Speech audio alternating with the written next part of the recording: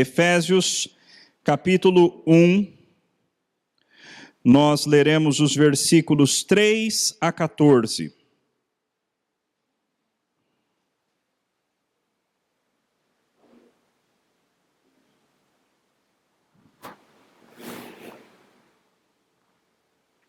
Efésios, capítulo 1, versículos 3 a 14. Diz assim a palavra do nosso Deus: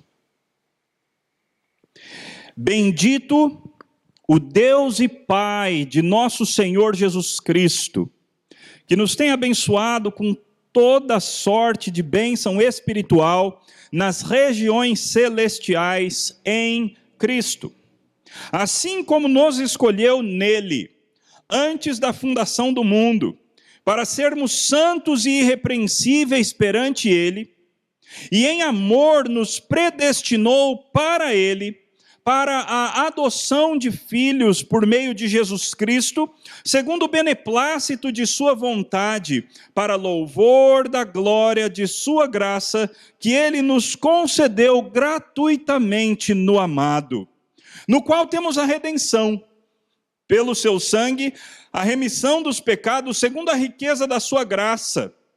Graça que Deus derramou abundantemente sobre nós em toda sabedoria e prudência, desvendando-nos o mistério da sua vontade, segundo o seu beneplácito que propusera em Cristo, de fazer convergir nele, na dispensação da plenitude dos tempos, todas as coisas, tanto as do céu como as da terra.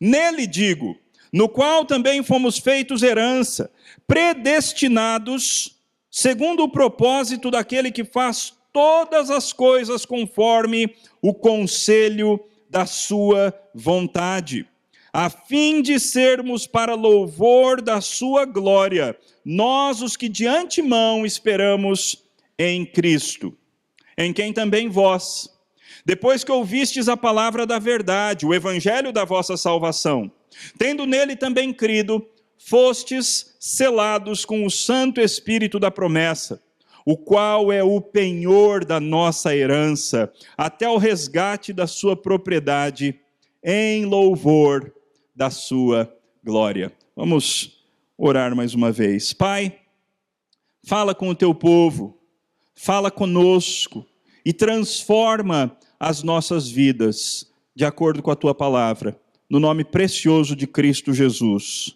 Amém. Nesta manhã nós estávamos numa sala de escola dominical aqui na nossa igreja, e o assunto daquela aula foi a salvação. O processo da nossa salvação, como é que a salvação dos cristãos se concretiza. E esse texto é um dos textos mais claros na Bíblia a respeito desse assunto. Antes de vermos os detalhes do texto, vale a pena nós olharmos para a estrutura do texto, porque esse texto tem uma estrutura lindíssima. É um texto que se divide claramente em 3 partes. Nos versículos 3 até o versículo 6, o texto fala a respeito do que o Pai, o que Deus, o nosso Pai, fez para propiciar a nossa salvação. Dos versículos 7 até o versículo 12, o texto fala da obra de Cristo. Qual foi o papel de Cristo? O que o nosso Senhor Jesus Cristo fez para nos salvar? E finalmente nos versículos 13 e 14, o texto fala a respeito do papel do Espírito Santo. É interessante porque as 3 pessoas da Trindade participam da obra da nossa salvação. Assim como as 3 pessoas da Trindade participaram da criação, as 3 pessoas de Deus também participam da nossa salvação. Uma outra coisa curiosa com relação à estrutura desse texto é que no final de cada trecho que ele fala a respeito da obra de uma das pessoas da Trindade, Paulo termina do mesmo jeito. No versículo 6, para louvor da glória da sua graça, que ele nos concedeu gratuitamente. No versículo 12, a fim de sermos para louvor da sua glória. E no versículo 14, em louvor da sua glória. Notem a organização precisa do apóstolo Paulo nesse texto. O Pai, o Filho e o Espírito Santo atuaram conjuntamente, cada um cumprindo o seu papel específico, mas eles atuaram conjuntamente a fim de produzir a nossa redenção, a nossa salvação. O último aspecto, ainda da estrutura do texto, que eu quero chamar a atenção dos irmãos, é que esse texto, embora sejam apenas 14 versículos, ele repete como que fosse num refrão: em Cristo. O primeiro em Cristo aparece no final do versículo 3, e depois nós temos nele, perante ele, para ele, no amado. Deus derramou em Cristo, de fazer convergir nele todas as bênçãos que nós recebemos da parte do Pai, do Filho e do Espírito Santo na nossa salvação, acontecem em Cristo Jesus. Eu e você não recebemos absolutamente nada da parte de Deus em nós mesmos. Todas as bênçãos que nós recebemos da parte de Deus, na verdade, Deus as deu para o seu Filho.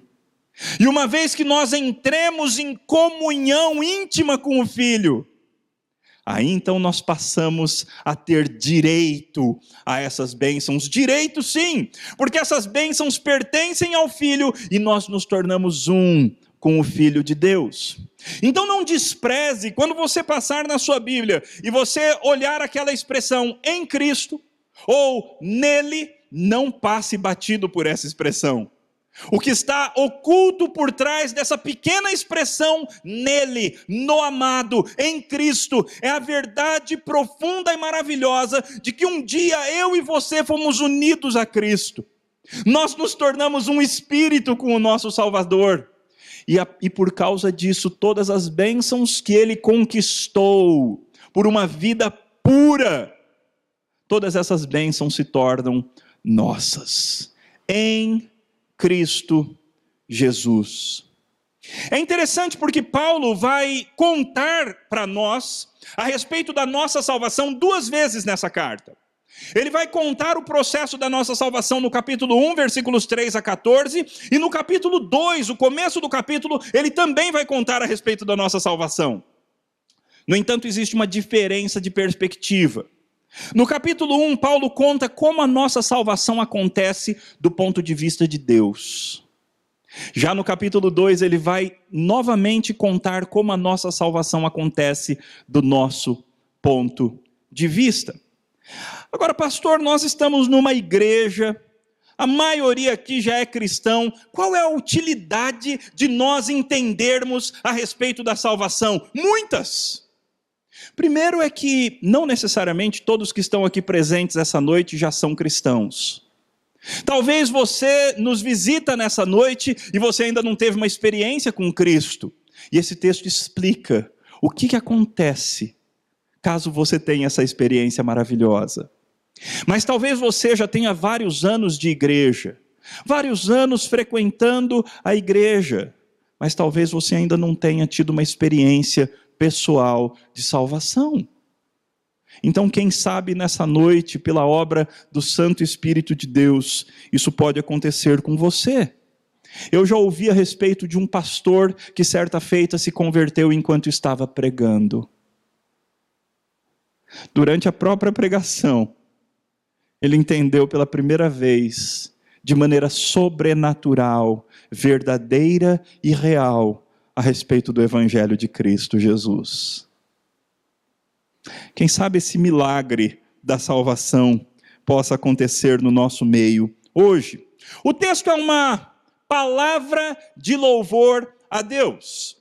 O nosso texto é uma eulogia, uma palavra, uma bendição, um bem-dizer de Deus. É uma bênção, é um bem-falar a respeito de Deus. E assim então começa o nosso texto: bendito, louvado, adorado, exaltado, elogiado seja o Deus e Pai do nosso Senhor Jesus Cristo. Por quê?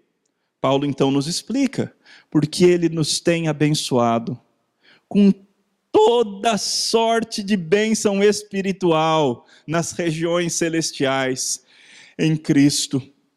Deus não nos tem abençoado a conta-gotas. Deus não nos tem abençoado com miséria. Pelo contrário, quando Deus escolhe alguém, quando Deus entra num relacionamento de amor com alguém, Deus então derrama toda sorte de bênção espiritual nas regiões celestiais em Cristo. É interessante porque o texto deixa claro que essas bênçãos são bênçãos, em primeiro lugar, espirituais. Nós temos uma tendência no cristianismo contemporâneo de reduzir as bênçãos de Deus para bênçãos materiais. Igrejas e mais igrejas que estão cheias de pessoas em busca de bênçãos materiais. Meu irmão, minha irmã, Deus também tem bênçãos materiais para os seus filhos, mas elas não se comparam de maneira nenhuma com as bênçãos espirituais que o Senhor tem. E Paulo louva o Senhor por isso. Deus merece todo louvor, toda adoração, toda glória, honra, porque Ele nos tem derramado bênçãos espirituais que Ele derrama sobre o seu povo. O resto do capítulo, o resto do texto, vai ser uma descrição de quais são essas bênçãos e do porquê elas existem. Então Paulo começa a nos mostrar quais são essas bênçãos. Versículo 4, assim como nos escolheu nele, em Cristo. Quando você foi escolhido, lá na eternidade, antes da fundação do mundo, você não foi escolhido nos seus próprios méritos. Deus não olhou para você e gostou de você por quem você seria. Mas Deus já olhou para você em Cristo. Deus projetou você em união com o Filho. E por isso é que Ele te escolheu. Foi Cristo a razão de ser de Deus ter escolhido você. Assim como nos escolheu nele, antes da fundação do mundo, antes que o mundo fosse mundo, antes da criação, antes de Gênesis 1:1. Deus te escolheu em Cristo. Mas note que o texto deixa claro para que Deus te escolheu em Cristo. Ele te escolheu em Cristo antes da fundação do mundo para que você seja santo e irrepreensível.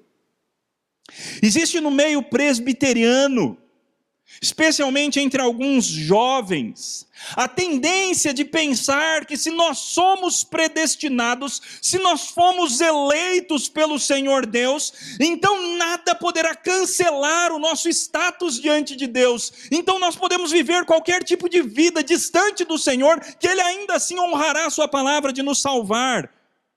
Não.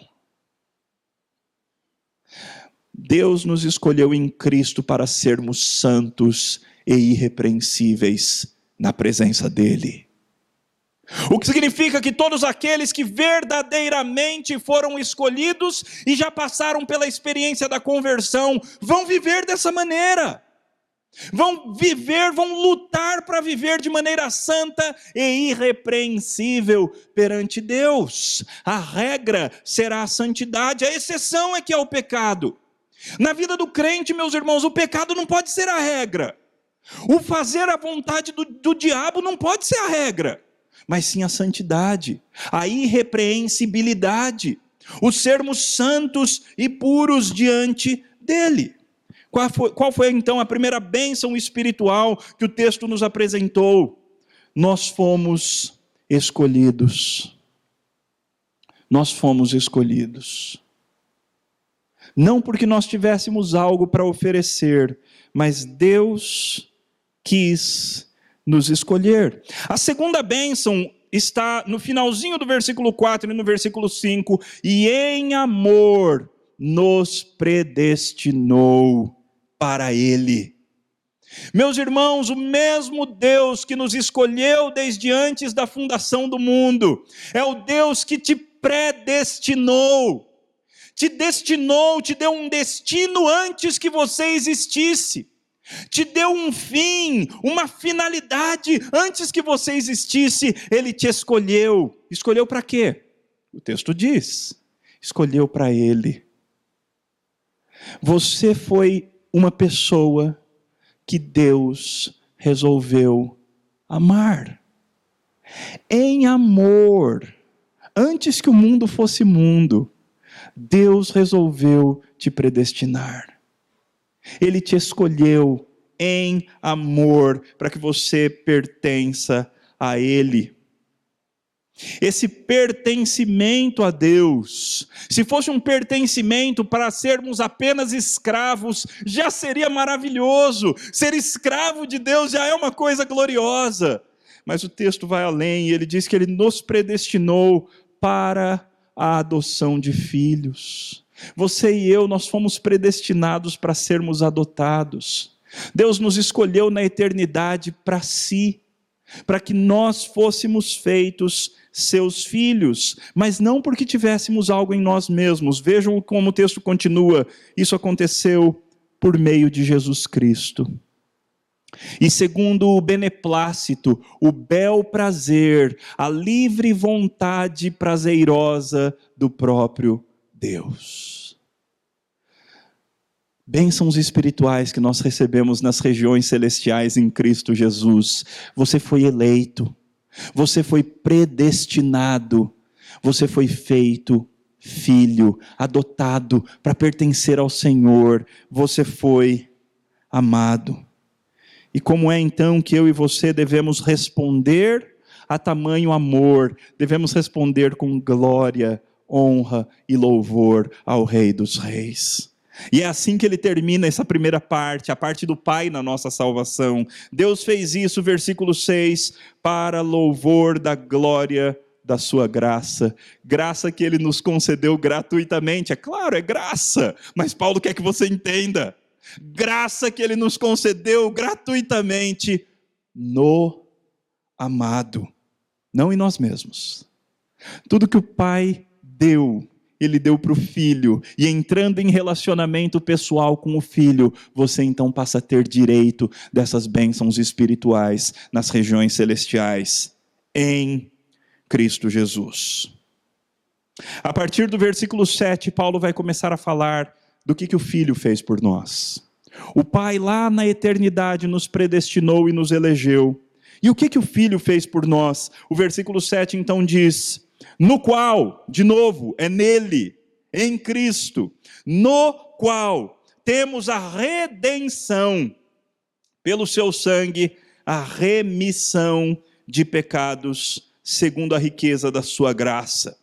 Duas bênçãos nós temos em Cristo Jesus, e duas bênçãos que, assim como eleição e predestinação são em certo sentido sinônimas, as duas bênçãos que nós recebemos em Cristo Jesus também são em certo sentido sinônimas. Nós recebemos nele redenção e remissão. Redenção é o conceito, um conceito fundamental na Bíblia.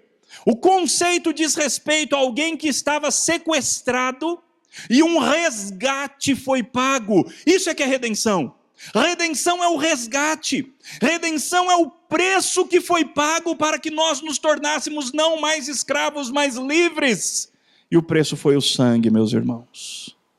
Foi o sangue.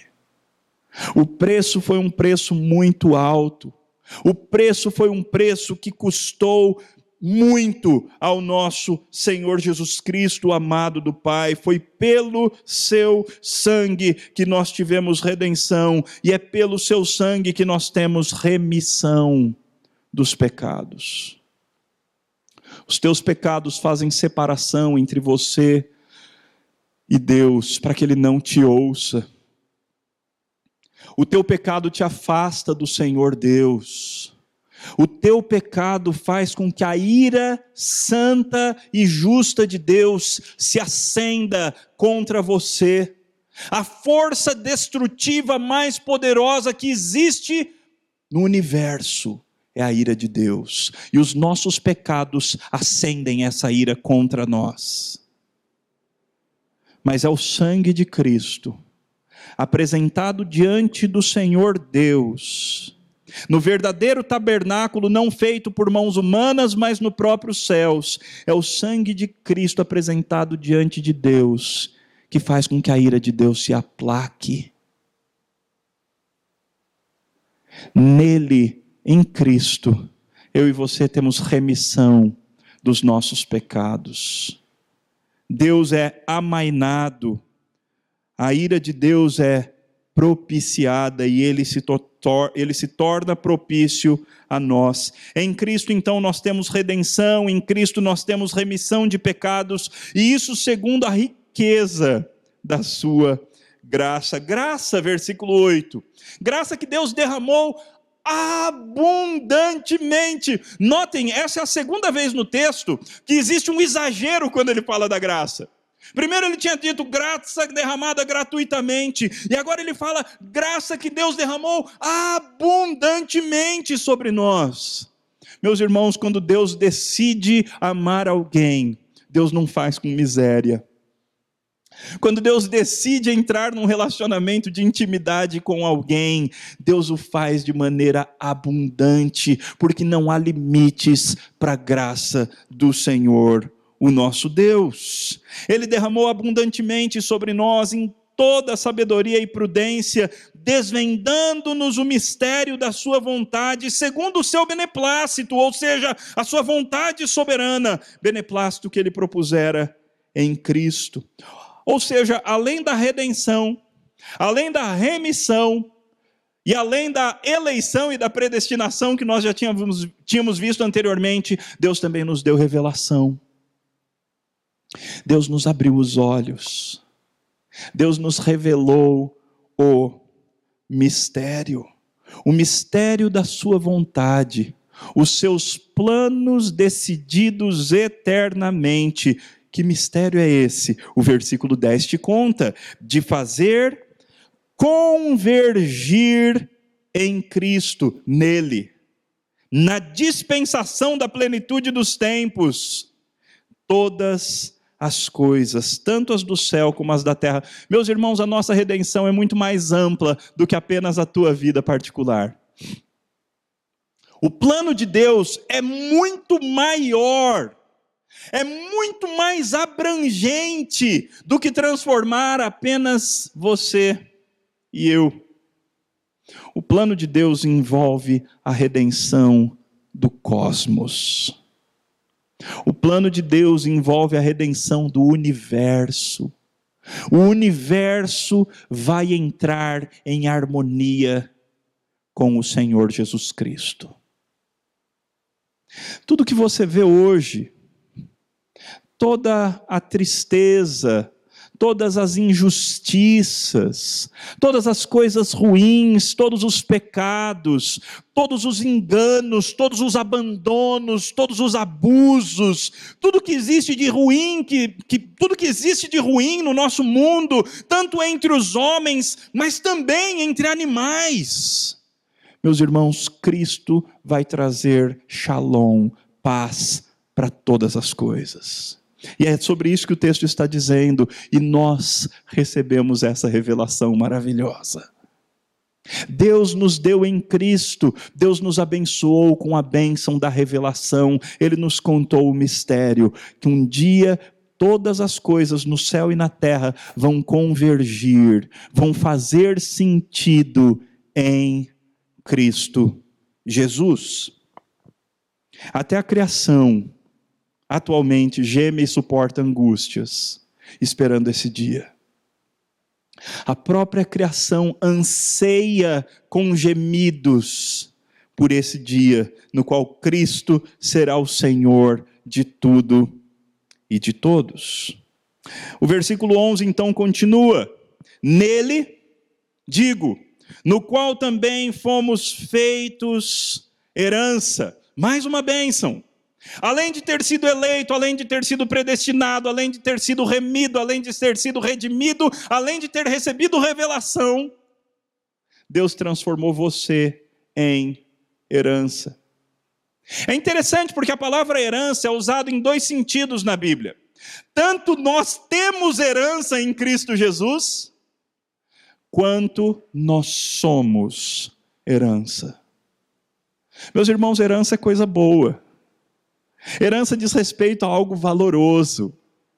Herança diz respeito a uma boa propriedade valorosa.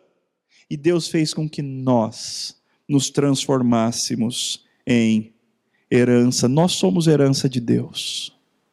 E um dia Deus tomará posse de maneira total e completa, patente a tudo e todos, daquilo que lhe pertence. Hoje nós já lhe pertencemos, nós já pertencemos a Ele. Mas de quando em quando ainda não de maneira completa. Mas um dia Cristo tomará posse completa daqueles que foram eleitos, predestinados, redimidos e remidos. E nós viveremos absoluta e completamente para o louvor da sua glória. É assim que termina o versículo 12 de novo. A fim de sermos para o louvor da sua glória. Quem? Nós, os que de antemão esperamos em Cristo. Todas essas bênçãos espirituais dependem, do ponto de vista humano, de uma coisa: se você espera ou não em Cristo. Onde é que você tem colocado a sua esperança? Mas eu não estou dizendo assim, aqui na igreja, no meio do sermão. Eu estou dizendo de verdade. No seu dia a dia, para onde você corre quando as coisas ficam ruins? Qual é o teu abrigo nos momentos de tristeza? Para quem você apela nos momentos de necessidade?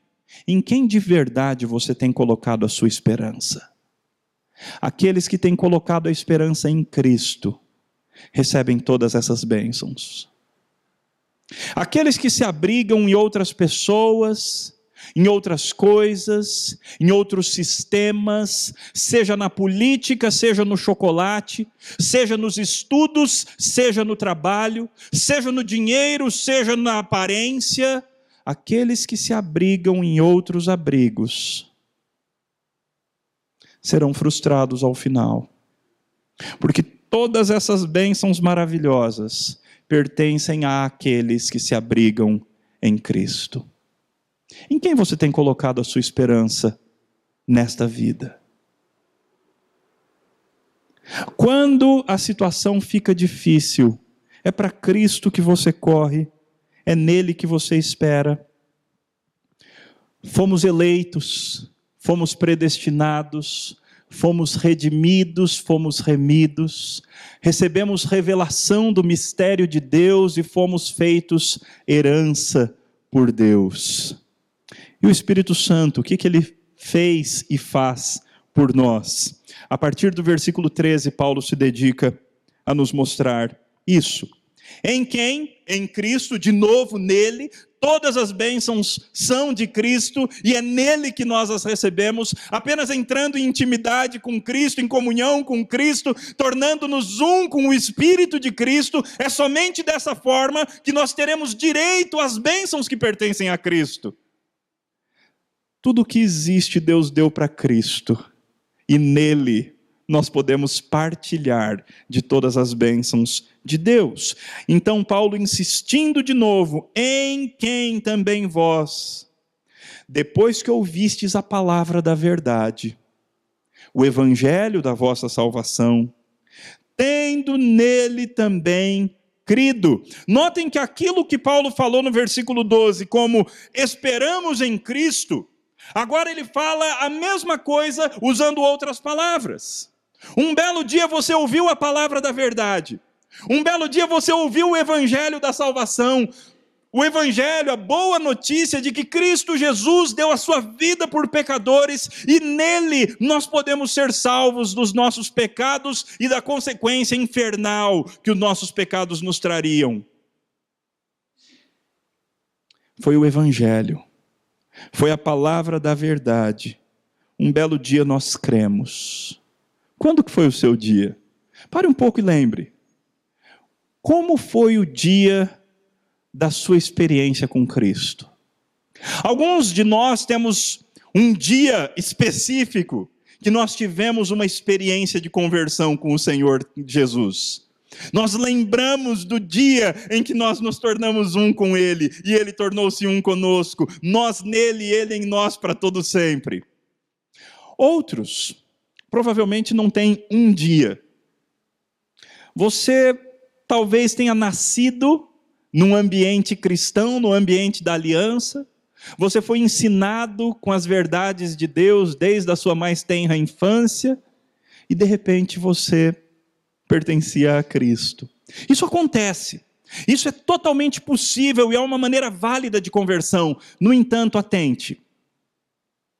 O sentimento de pertencer a Cristo, o sentimento de que Cristo é o seu tudo, é o seu mundo, é o seu ar, é a sua água, é o seu pão, esse sentimento tem que estar presente. Se esse sentimento não está presente, ainda que você não saiba quando ele começou, mas se esse sentimento não está presente, então você ainda precisa se converter. Então você ainda não passou por uma experiência de novo nascimento. E queira Deus que hoje seja o dia da tua geração. O que acontece assim que nós cremos? Note que a obra do Pai foi feita lá na eternidade. Ele nos elegeu e nos predestinou antes da fundação do mundo. A obra do Filho, no entanto, foi feita no meio da história. Há 2000 anos atrás, a segunda pessoa da Trindade se encarnou, tornou-se um de nós, um ser humano como nós, e ele morreu. Ele verteu o seu sangue, por meio do seu sangue, ele comprou para Deus pessoas que procedem de toda tribo, povo, língua e nação. E nós, pela graça de Jesus, estamos no meio desse povo. E a obra do Espírito, quando aconteceu? A obra do Espírito aconteceu em algum momento durante a tua vida. A obra do Pai na eternidade, a obra do Filho há 2000 anos atrás, e a obra do Espírito, no meu caso, foi em 1994. E você tem que lembrar quando foi no teu caso, ou quando você passou a ser consciente do fato de que você é amado pelo Senhor Deus. O que o Espírito Santo fez em você? Versículo 13, em quem também vós, depois que ouvistes a palavra da verdade, o evangelho da vossa salvação, tendo nele também crido, agora vem, fostes selados com o Santo Espírito da promessa. É isso que o Espírito fez por você. O Espírito pegou o sinete do Pai, o anel. Selo, aqui no nosso texto, é um anel. É um anel que os reis da antiguidade usavam para selar as suas cartas e mostrar que aquela carta de fato pertencia àquele rei. Aquela carta tinha uma origem correta e o destino tinha que ser certo, porque aquela carta pertencia ao grande rei. Colocava um pouquinho de cera e selava com o anel. No dia que você ouviu a palavra da verdade, o evangelho da salvação, o Espírito Santo veio e ele selou você. Ele te marcou como propriedade exclusiva de Deus. Ele se tornou um selo, uma garantia de que você pertence a Deus. Lembra que o texto anterior falou que nós fomos feitos herança? Pois essa herança é uma herança selada. É uma herança que tem marca de propriedade. Assim como antigamente os escravos eram marcados e ainda hoje os bois o são, nós fomos marcados, mas não com uma marca que nos fere, mas sim com uma marca que nos traz alegria, nos traz contentamento, nos traz completitude de vida, e esse é o bendito Santo Espírito que em nós habita. Ele se tornou o nosso selo, e o versículo 14 diz, o qual é o penhor da nossa herança, até o resgate da sua propriedade. O Espírito se tornou a garantia. Notem que Paulo estabeleceu uma estrutura muito interessante. O Pai elegeu e predestinou, o Filho redimiu e remiu, e o Espírito selou e penhorou. São as mesmas coisas. Paulo usa dois conceitos para falar basicamente do mesmo. Ele usa duas palavras para falar basicamente do mesmo conceito. Porque as bênçãos celestiais que nós recebemos em Cristo Jesus são gloriosíssimas. O Espírito se tornou em nós, então, um penhor, uma garantia. A garantia que é certo, sem sombra de dúvida, nós seremos uma propriedade resgatada por Deus. Nós, como herança de Deus, seremos resgatados pelo próprio Deus. Para quê? Em louvor da sua glória. Você e eu não somos a razão de ser última da nossa própria história. Você não é o personagem principal da sua história. Mesmo na sua história, você é apenas um coadjuvante. O personagem principal é esse Deus que merece toda a glória. O personagem principal é esse Deus que Paulo nos convida a louvar. Bendito seja o Deus e Pai do nosso Senhor Jesus Cristo, porque Ele nos elegeu e nos predestinou em louvor da sua glória. Em Cristo nos redimiu e nos remiu em louvor da glória do Pai. O Espírito Santo nos penhorou e nos selou em louvor da glória do Pai. O que você está fazendo se você não vive para a glória de Deus? Meus irmãos, nós fomos transformados, eleitos, redimidos, penhorados, selados para a glória do Pai. Se você não vive para a glória do Pai, você está roubando a Deus, porque Ele te fez para a glória dEle. E sabe qual é a melhor parte para nós? Que quando nós vivemos para a glória dEle, nós saímos ganhando. Não existe vida mais alegre, não existe vida mais completa, não existe vida mais gostosa do que a vida vivida para a glória de Deus. Porque é para isso que eu e você fomos criados. Você já passou pela experiência da redenção? Você já conhece o Senhor Jesus Cristo, não de ouvir falar, não de olhar para os crucifixos, não de ter visto o filme A Paixão de Cristo, nem mesmo de apenas ter lido a respeito dele histórias bonitas. Você conhece Cristo pessoalmente? Você já entrou num relacionamento de unidade, intimidade com Cristo, a tal ponto da vida de Cristo começar a fluir por meio da tua vida? Meus irmãos, o cristianismo é uma religião sobrenatural. E a ideia é que Cristo passe a viver em você. O teu cristianismo é desse tipo? Não se contente com um cristianismo apenas da cabeça, nem um cristianismo apenas de sentimentalismos. Que o teu cristianismo seja um cristianismo de verdade. Que Cristo se assente no trono do teu coração e que Ele dirija os teus pensamentos, as tuas emoções, as tuas vontades, e que cada vez mais seja Cristo em você e você nele, para a glória do Pai. Vamos orar.